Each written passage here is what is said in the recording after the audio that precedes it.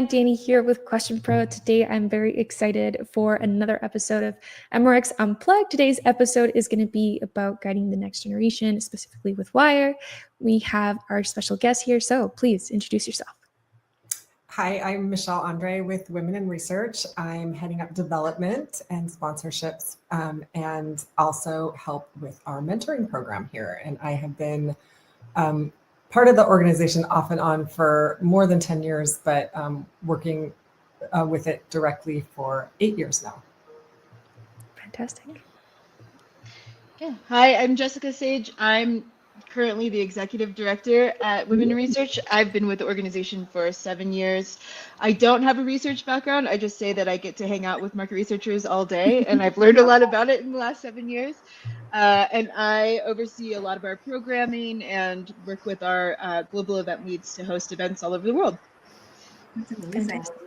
Hey guys, I'm Crystal Lees. I'm the director of marketing here at Question Pro, and I also don't have a research background, but I did get nominated for an award the other day. I didn't win, but I put it one step closer for the Green Book Future List. They were like, "Oh, sorry, you didn't make it." I was like, "I know, that Taylor Swift data wasn't quite enough to get me over the win." But I'm excited to chat with you ladies and celebrate Women's History Month. Yes, that is why we're doing this episode. I'm very, very excited to be doing that. I feel like we need more spaces to uplift women in STEM fields, especially since it's kind of a tricky industry to get into. So without further ado, let's go ahead and talk a little bit about what Wire is. So Michelle and Jessica, you guys have been there for a couple of years now. Tell us a little bit about it. Sure, I can jump in.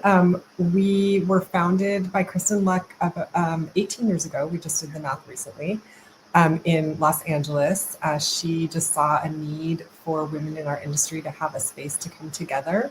And she was certainly right because we quickly snowballed from there, opening chapters in New York, London, Sydney, Australia. Now we have many, many chapters all over the world and have also grown beyond events to do other programming. Mm-hmm. We have our leadership team, which is Kristen Luck, our founder. Jessica is our executive director. I'm in development, and then we have a marketing manager, Mandy. So we're kind of the little skeleton crew at headquarters, but we also have a wonderful working board of directors. And as Jessica mentioned earlier, our event leads all over the world who help us keep our chapters going and help us keep our mission strong. That's amazing. That is so cool. Do you ever see I would say an uptick in membership? Is it like a snowball effect? Like you get like one friend who's like, "Oh my gosh, guys, we've got to join this group." Yes, we do see that. Especially if we have an event, I think a lot of times people, the way they find out about us is maybe someone says, "I'm going to this Women in Research event, come with me." And then after an event, you'll see people who have maybe not attended that event, but they found out from their friend who did. So it's definitely a snowball effect when it comes to word of mouth. Like we just have a really good community connection. People are really excited about sharing what we do and bringing new people into the fold. Yeah, I love that. And as somebody who joined the research industry, you were definitely on my radar to start. I used to work in blockchain and finance, so like cryptocurrency, and there was such a lack of women in that field that you tended, as you move through technology spaces, you're always like, "Hello, where's my tribe?" Yeah, I mean, we definitely have a lot of people that are in the sort of like CX, UX, data intersection because market research and insights is such an evolving field. Yeah. So we're not picky. Like we love whoever comes out and whoever takes advantage of our resources. But market research itself is changing in a really dynamic way. So it makes sense that our community would have a lot of different people with different backgrounds too. Yeah, I love that. That's so great. So since it's been around for quite a while, I'm sure you guys have different programs. In specific, is there any ones that you would like to talk about in particular? You guys have mentioned Accelerate when we were talking a little bit before, mentorship, all that good stuff. If you guys would like to talk about it, please go ahead. Yeah, that's great. I know we're most well known for our events, but we also have some kind of honed networking programs. We have a Wire and Color program for women of color in our industry. We have a Wire exec program for executive level founders, C-suite women in the market research industry and beyond. And we also have, obviously, our mentorship program, which we'll talk a little bit more about later. We have something called a Market Research Champion Award, Diversity Champion Award that we run over the summer. And we also have a really cool program that I don't think a lot of people know about, which is our 50/50 conference initiative. It's something on both sides of the table about, people can sign up in our database if they're interested in speaking, and then conferences can access that database to make sure that they have equal representation on their stages. And so that's on our website, and you can go ahead and join the database if you're interested in speaking. I would encourage everyone to do that. I have gotten the list from Michelle and Jessica 3 years in a row, and have always pulled from that list to find speakers. And then my favorite thing is someone who spoke at X Day this last year. She's like on the speaking circuit this year. And I was Wonderful. like, let's go. That's what we like to do. It's just another way where we can support people in whatever trajectory they want their career to go in. And if they want to be speaking and they want to be on stages or teaching in webinars or any kind of public leadership opportunity, that's a good place to get started. I will stand on my soapbox for that every year we run our annual conference. My saying to the guys is, if the people you're inviting look like you're doing it wrong. Yeah, absolutely. And then, Jessica, maybe you could talk a little bit more about Accelerate and some of our other stuff that we've got going on. Yeah, Accelerate is a professional development program that we came out with a couple of years ago, but it's pretty cool because the content of the program is directly pulled and taught by women leaders in our industry. So women who are part of our executive program, they had come together and said, if I were at the beginning of my career, if there were any information I could pass back to my younger self to save me, the trouble and the trauma of going through being a woman in research, what would I need? And it's that kind of professional development acumen that if you don't go to business school or if you aren't at a C-suite level, it's not information you're going to just necessarily receive. And it's packaged and taught in this lovely way by these incredible women. So it's just, I've never seen anything like it. It feels like a really rare collection of information.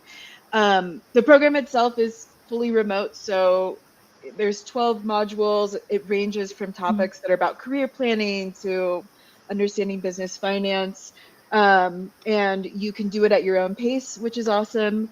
But you get to interact with other people that are doing the program and just leave with a really solid sense of that professional trajectory moving forward kind of content to help drive your career forward. I mean, we called it Wire Accelerate because we really wanted people to move up to take this information and be able to go to the next level with their career.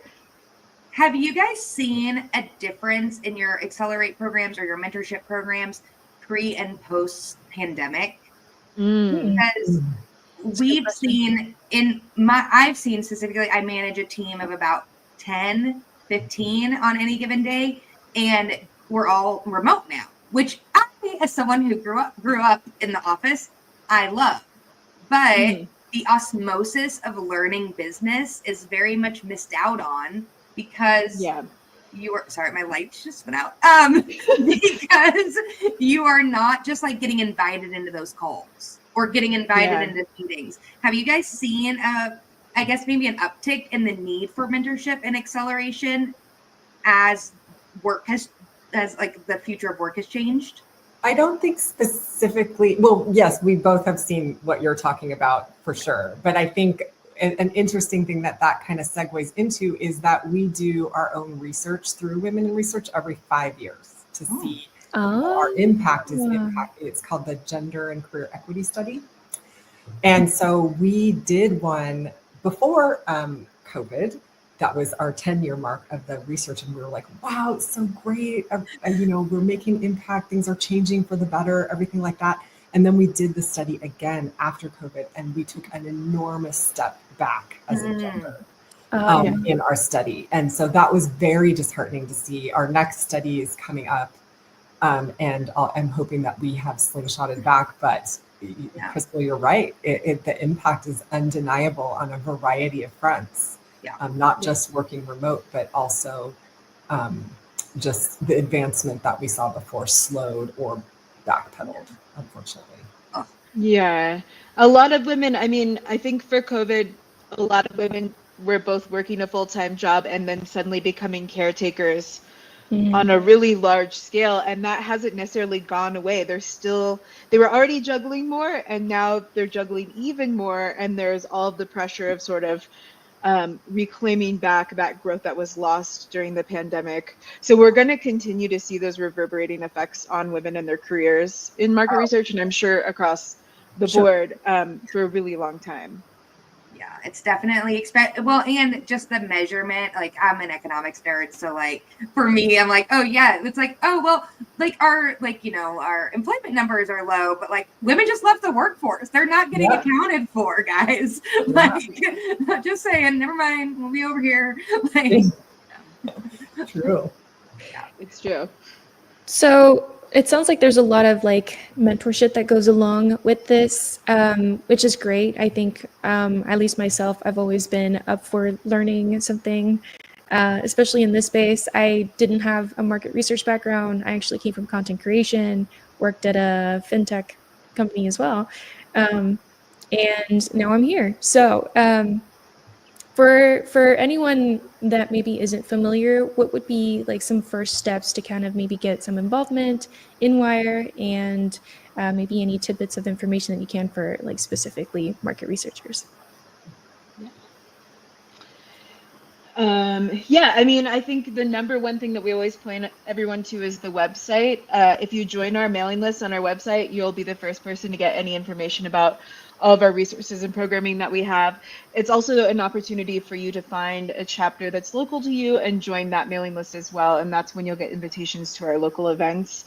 I mean, I think I always suggest like share wildly. Like I think if you're new to market research and you know other people who are peers, making sure that the folks that you know that are around you, your colleagues, are also involved. We have people of all genders involved with Wire, and they also take advantage of our resources and come to our events. So it's not women specific. It's really just about making sure that we have an industry that's really equitable and accessible to everyone, regardless of what they have access to. So that would be, I would say that go to a Wire event, but also make sure you sign up early and on time because they sell out. This is true. True, Crystal. Like they know how. Just like for everyone watching, if you want to be at the cool kids party, you got to be at the Wire party. Like that's just the vibe. Yeah, we call our events educational networking events. I always say that people come for the networking, but then they wind up staying and being like, wow, there's some pretty good educational content here. We have awesome speakers, incredible panels, really great conversations that are above and beyond just women's issues, but also talking about things that are going on in the industry, trends, innovations, that kind of thing. So it's just a really good space to stay abreast of what's going on and in the industry at large, and definitely to make really great connections. I mean, I think we have a lot of anecdotal stories about people. Michelle and I probably too have personally met a lot of people at conferences and events who just wind up staying in your life and supporting you for a really long time. So I love that. That's amazing. And I was literally just like, oh, I got the newsletter like yesterday or today.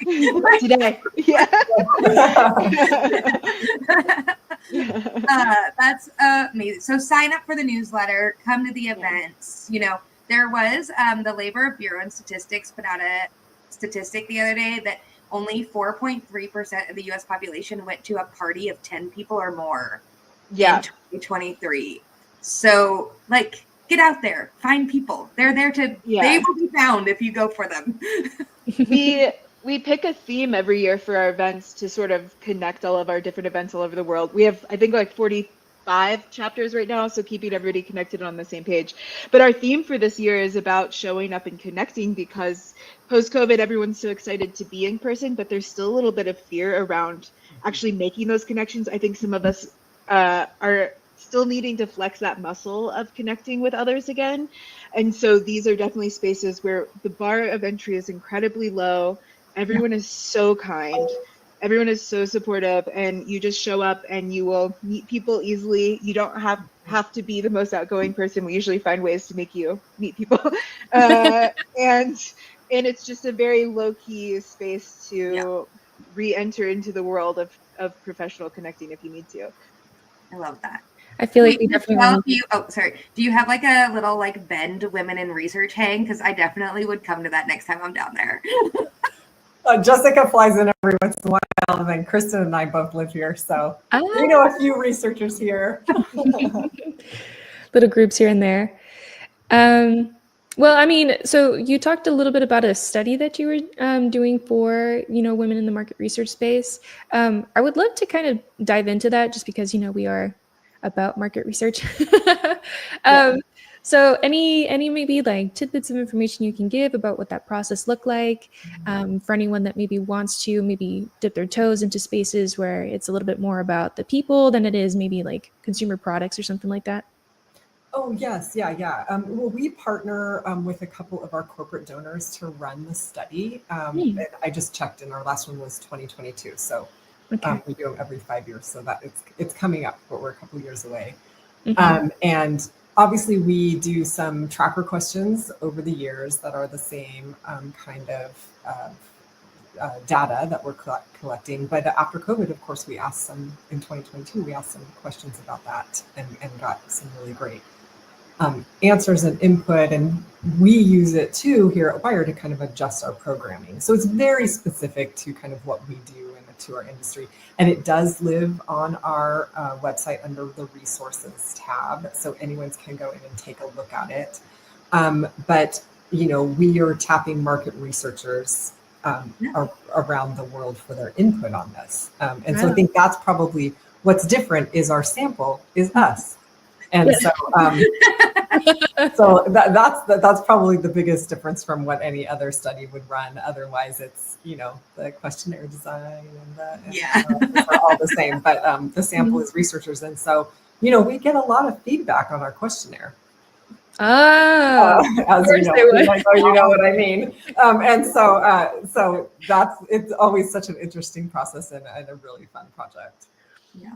Is there a lot of feedback that comes back that you go, oh, that's a little bit quirky? Because they know it's more like this should have had an open end, or why wasn't this a multi-select, and things like that, of course. And of course, we take those and we improve it next time.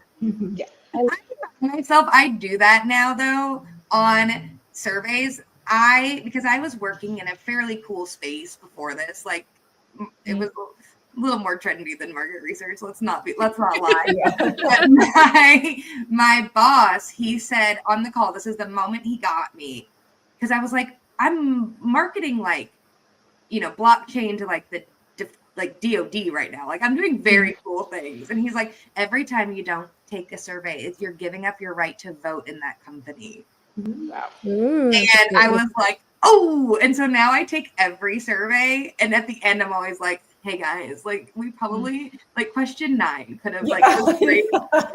Like, and I always am like that. I probably got disqualified. They were like, nah, none of these girls' opinions matter. They should have been open-ended. I love that so much. Okay, so let's reel back into Wire here. So the mentorship program, I feel like, is something that I really want to put a lot of emphasis in. Can you guys describe like what that looks like? A little bit before we talked about how it was based on quarters. What would that kind of enlistment look like for anyone that would be interested? Sure. Yeah, we just kicked off our 2025 program, so it's up and running now. It is our 12th year, I believe. Wow. It's an award-winning program. We started off just matching a handful of people, but now we're matching more than 250 mentors and mentees each year. Oh my goodness. The largest program that I know of in our industry. And it's just so super valuable to the people who take it. And it's not just the mentees that it's valuable for, it's super valuable for the mentors too. I have one mentor that's been involved since the beginning in Chicago. and she is still in touch with all of her mentees from each year. Aww. She actually had a meetup with them last year. It's just so great to see the growth of everyone, mentors and mentees, through the program over the years. But the way that it works is we open up mentee applications in Q4. So like Jessica said, you can sign up on our website and you can indicate your areas of interest, and that's one of the areas, so that you will get the notification when the application's open. We also onboard mentors in Q4 for the following year. So it's a year-long program. A lot of people decide to continue with their mentee and mentor relationship beyond that single year that we're actively supporting it. But that is how we run the program. So it's cyclical like that. So if you didn't get chosen one year as a mentee, you can reapply for the next year and have a possibility of getting chosen then. Unfortunately, we don't have as many mentors as we have mentee applications. So some of our mentees do go unmatched in the program.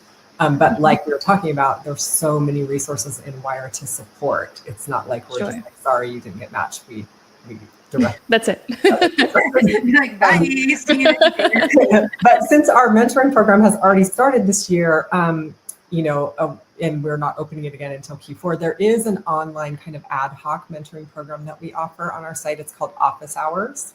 And so people can go in and post a question, and we have a panel of mentors that will respond to those questions. And the cool part about it is we've set it up on the website so you can search everyone's past mentoring type questions in categories on the website. So it's a really, really great resource that I think people should take advantage of if they have questions about their career growth and anything. Actually, there's a lot of different questions and answers in there. And if they don't see an answer to their question, they can ask, and our mentors will get back to them. That's fantastic. Yeah. Do any of the mentees ever turn around and become a mentor? Yeah, I actually have a few people in the program right now who are both a mentee and a mentor this year. So they're in a mentoring relationship for themselves, for their own career, but they're also mentoring someone. And I really like to see that kind of full circle. But yeah, once you have about 10 years of experience in the industry and feel that you can give back, we have a lot of mentees say, I'm ready to be a mentor now and join as a mentor. Is there a structure that mentors follow, or is it kind of like go with the flow? Is there, if someone's looking to, as a mentee, like what, is there like operational infrastructure, or is it just kind of like a hang out with your friend? Yeah. Sorry, I didn't know how to say that. That's a really good question, because I think everybody finds what they need in the relationship. So yeah, I'm sure for some people it's like hang out with your buddy. But for other people, our program is very unique because the mentors pick the mentees from their applications. Okay. Most mentor programs work the other way. And so it's really important if you're applying as a mentee that you have a really good application that's super clear on your needs, because that really helps the mentor pick someone that they can really help. So sometimes somebody will apply and say, I am juggling small children. My work-life balance is out of kilter. This is what I really need help with. Or it could be somebody who's just right out of college who's like, I love this industry. This is the industry I want to get into. I'm not really sure which direction I want to go. The world is my oyster. Can you help me hone that direction? Yeah. And so the mentees are coming into the program with identified goals. And so the mentor kind of knows what they might want to work on. The mentee-mentor relationship is totally driven by the mentee. We do provide a forum to help guide the conversations. But I think partially because our mentors are mostly quite experienced in the industry, they kind of know where to jump in and what to help with. But we do have regular check-ins. We try to run a dedicated training program or kind of webinar that's each year for our mentors. That's kind of helps them, boost up their mentoring game. And we have them all in a Slack channel so they can tap each other. Like we see people say, hey, my mentee has a question about UX research. I don't know anything about it. Who can help me out? And so they kind of share their mentor brain there. I love that. Yeah. What are some of the categories for the mentors that they focus on? Because at least from my limited knowledge, when it comes to the market research space, it could be when it comes to like government for like census things. It could be academic. It could be consumer. So what are some of the broad, I guess, categories that they focus on? So we see, so it kind of depends on the mentee application. So when the mentee applies and they talk about their goals, if they are working in polling and census, then they put that they would like help with that. But like we were saying earlier, WIRE isn't as much about those hard skills as it is about career skills. And so mostly we see things like I want to be a better manager, or I want to those types of things, not real granular. I can Google hard skills. I cannot Google like like I don't know how to manage teams that don't show up on time to calls. Right, exactly. Managing teams, that's a good one that they talk about too. And I think as far as Danny, like the categorization is, sometimes we have people apply who really need a brand specific mentor. They're on the brand side. They're dealing with very brand side issues. They need a brand side mentor. Or somebody who is specifically dealing in tech or SaaS, and they really need somebody who's familiar with that area. They'll specify that in their application, and so then the mentor that chooses them would have those kinds of skills and knowledge so that they can address the kind of their career goals in that area. That's fine. Well, you heard it here first. Make sure your applications are really specific. Yeah, there seems to be a theme here, which is like, don't phone it in. Don't phone it in. Exactly. Like, work on your application as much as you work on like pre-programming your survey. Yes, if you wouldn't take your own survey, if you wouldn't take your own application. It's cool. We like troll the audience a lot. Sorry, guys. We have like some because we do so many of these episodes, we have very like similar attendees and viewers all the time that it's like we know they get tired of us saying like hearing the same advice. Okay, so let's move on here to some of the other things that that WIRE does. So we've talked about Accelerate, we talked about the mentorship program. Is there anything else that you guys would like to maybe notate? I've been kind of curious to see if maybe because the mentors are a little bit limited, if there's maybe like group chats that happen or like groups or something that maybe people can informally connect on or anything like that. Yeah, we have a LinkedIn group that's pretty active. And if you go on the website, you can find the link to it up in the top right-hand corner. That's just a really good space to, and we do have organic conversations happen on there where people will say something like, I'm looking for a provider who does X, Y, and Z. Has anyone ever done a study on this? Like just those kind of general questions if you wanted to be able to ask something out. The WIRE exec group, if you are a woman leader who's in an executive role or a C-suite role, that's going to be just, I think, super crucial to your career growth and the kind of support that you need in your career, specifically as a woman. That would be a great space to connect with others, with peers. We do a monthly call in there. I think there's over 100 members in the group itself. So once a month we have a call where people get on there, and it's no holds bar, ask any question. This is a safe space. We're all supporting and collaborating. And again, just a really rare space to get that kind of feedback back from people that you really trust and who you know have the expertise. Yeah, those are maybe the two spaces for two different kinds of groups that I could think of. Okay, that's amazing. I love that so much. Okay, so we have the LinkedIn group. And then what event is coming up in March, since we're already in March? Do you guys want to shout out any events that are coming up pretty soon, any locations, because this is going to go out to like everyone in the US at least? Yeah, well, we'll have one on International Women's Day in Delhi. We actually just went live with that one. So that's our, we just, at the very tail end of 2024, onboarded a group in India. It's our first group in India. And this is, I think, this is their second event, and they're doing a panel on male allies, which I think is going to be really cool. We'll also be at the Vibe Black Market Research Conference, which is going to be in Atlanta. So they very graciously invited us to come be involved. We're going to help support a game night, so just another networking opportunity at the conference. And then I think we have an event coming up in London. I can't remember the exact date. Wow. But there will be an event in London in March or either early April.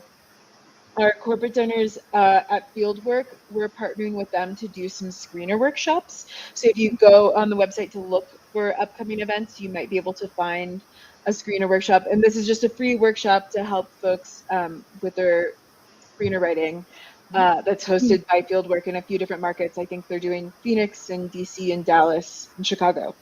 Oh my goodness. Those are upcoming too. But we're about to get into the time period where events start popping off. So if you don't, if none of these are close to you, we'll probably have one pretty close to you soon. We'll be at Quirks New York, Quirks Chicago, IIX NA. DC this year. DC this year, which is very unfortunate because Michelle and I love to go to Austin. I love when it's in Austin. Yes. You know, we throw a great party. Like Yes. I am like, I'm like, I like DC, but like, it's so expensive. It's just No a kidding, different yeah. vibe.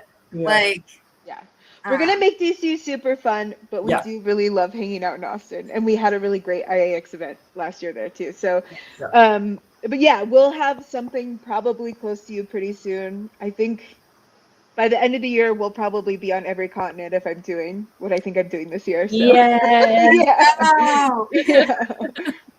Oh, that's amazing. Okay, this is so exciting.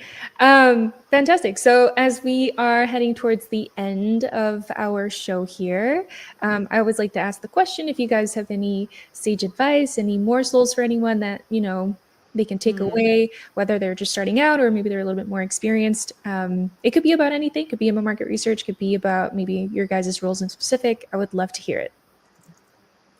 I think for me, and my experience with Wire is, you know, leverage your network. And it was interesting. I just got off a call this morning with someone I haven't talked to for years and years and years. And she switched jobs and we decided to catch up. And just that half hour of information exchange with someone I hadn't talked to for a while, I just feel like so bolstered and have tons of new ideas. And it's just like, don't veer away from those chances to connect and ask questions and learn new things from other people, even if you think that you already know what they're going to say. There's just always this chance to learn something new and then apply it when you take that time to network and make those connections. And why that's one of the big things that is our mission at Wire, is to provide multiple opportunities for everybody everywhere, in person and online, for those kinds of connections. Fantastic. Okay. Yeah, I would maybe say close to the same thing. But you know, something about market research specifically is that there's actually a lot of women in market research. It's just that when you start scrolling those leadership pages on the companies, you don't see quite as many women. And the beautiful thing about Wire is it's just a built-in community. If I go to a conference, I get hugs from 100 people I've never met before.